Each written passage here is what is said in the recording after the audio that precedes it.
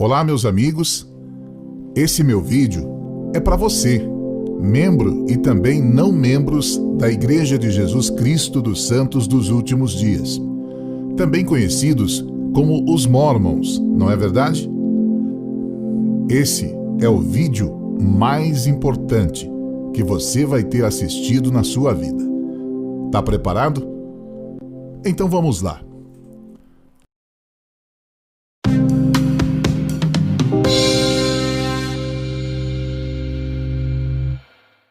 Primeiro, vou falar um pouquinho sobre mim. Quando eu tomo decisões que dão o rumo da minha vida, sempre sou muito determinado e comprometido. Praticamente nasci como membro da Igreja Sud. Eu participei da primária, fui um bom rapaz. Servi em uma missão de tempo integral, me formei no instituto, encontrei uma boa moça com quem estou casado há muitos anos, tenho meus filhos, já servi na ala, na estaca, fui professor, oficiante no templo, sempre me esforcei para cumprir as minhas funções, ser um bom marido, ser um bom sud. Mas vamos ao que interessa. Já na primária, eu sabia o que era um testemunho e fiquei preocupadíssimo quando fiz 8 anos. Ia ser batizado e não tinha essa confirmação. Aos 12, então, recebendo o sacerdócio, continuava insatisfeito com essa situação, mas era dedicado nos assuntos espirituais, cumpria metas, orava e lia as Escrituras. Por que não tinha um testemunho? Me sentia meio indigno, incompleto. Parecia que não tinha feito o suficiente. Já tiveram esse sentimento? E quando chegou o tempo de missão? Como iria pregar o Evangelho sem um testemunho real? Eu não confundo sentimentos pessoais ou até mesmo fé com um testemunho propriamente dito. Os sentimentos bons fortalecem a fé. Sim, eu tive muitos sentimentos bons. Mas um testemunho é algo que se pode diferenciar claramente de um sentimento qualquer e que de forma nenhuma nos é tirado. Bom, anos atrás, preocupado sobre esse assunto, resolvi estudar sobre testemunho. Encontrei algumas coisas muito interessantes que me fizeram refletir. Tudo o que eu vou citar agora é encontrado nos manuais Eliahona. É errado duvidar ou questionar doutrinas do Evangelho ou é uma parte normal do desenvolvimento de um testemunho? Foi por meio das dúvidas sobre as doutrinas que Joseph Smith encontrou a verdade, não é? Mas, como membros da igreja, devemos nos concentrar em ter um testemunho e fortalecer nossa fé, para que as dúvidas e perguntas sejam resolvidas. Devemos orar com fé para saber o que fazer, mas também determinados a obedecer, porque o Senhor preparou o caminho. Existem aqueles que distorcem a verdade e mudam as doutrinas. O conhecimento do mundo não é capaz de definir as coisas espirituais. Elas podem ser entendidas apenas pelo Espírito. Elas devem vir do coração, e é aí que encontramos o testemunho, um conhecimento seguro da veracidade das doutrinas do Evangelho. O presidente Kimball falou: estude, reflita, pense, ore e haja. É claro que o estudo é importante, mas tem que ser acompanhado de oração e fé. A simples aceitação passiva das doutrinas não nos trará um testemunho. Deus nos revelará quando nos tornamos humildes, receptivos e comprometidos a obedecer. Quando não aceitamos doutrinas, a menos que comprovadas intelectualmente, não demonstramos fé. Mas a fé não é ter uma lealdade cega.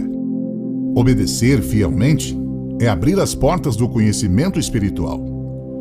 O inimigo nos faz pensar que, quando aceitamos sem questionar, é uma obediência cega e não é pensar por nós mesmos.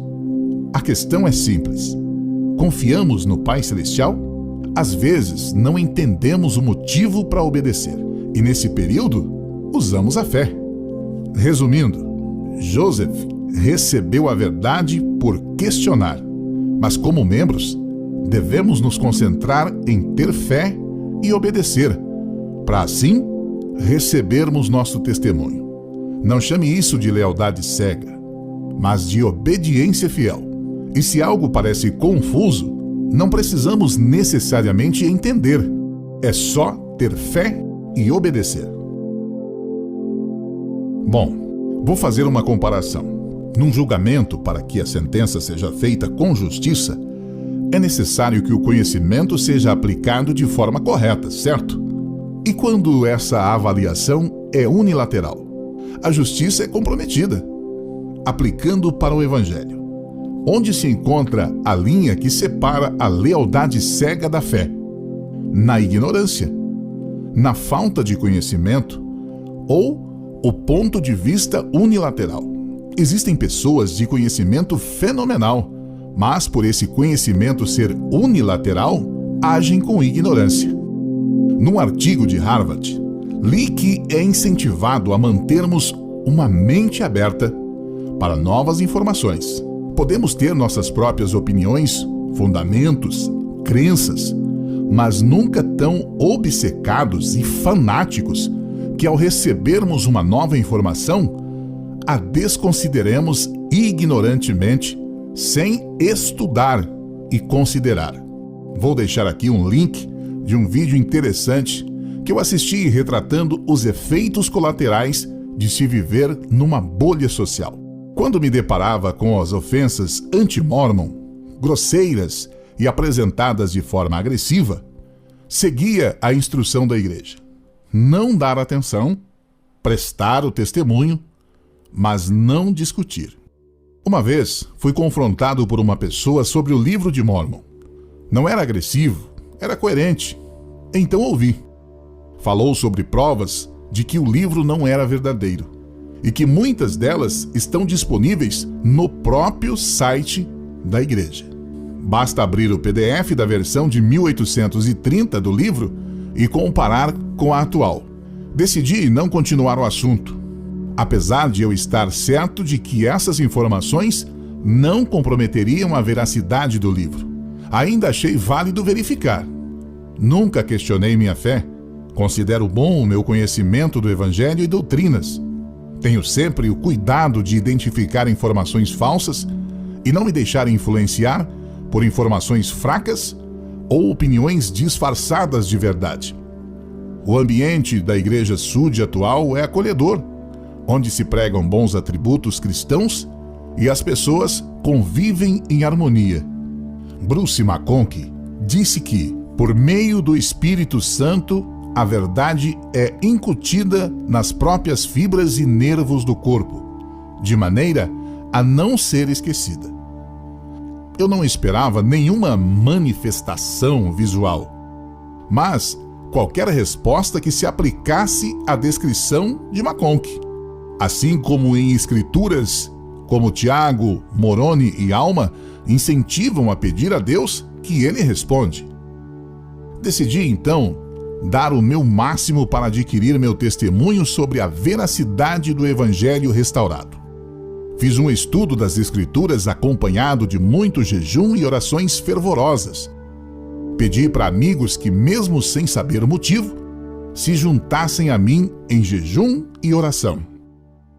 Dando sequência aos meus estudos, encontrei informações tenebrosas que ocorreram na formação da igreja. Não eram intrigas mentirosas. Está tudo documentado. Fatos irrefutáveis, que em sua maioria podem ser encontrados nos próprios registros oficiais da igreja. Os próximos vídeos vão tratar dessas informações, de como os eventos na organização da igreja realmente aconteceram. Fui cauteloso em não adicionar conteúdo duvidoso. Busquei confirmar todas as fontes nos documentos originais. Os vídeos vão seguir uma sequência fundamental para que as conclusões sejam claras e coerentes. E lembre, não ame uma doutrina ou um líder religioso acima da verdade. Não insista em buscar desculpas para continuar iludido. Enfrente a verdade e busque as respostas.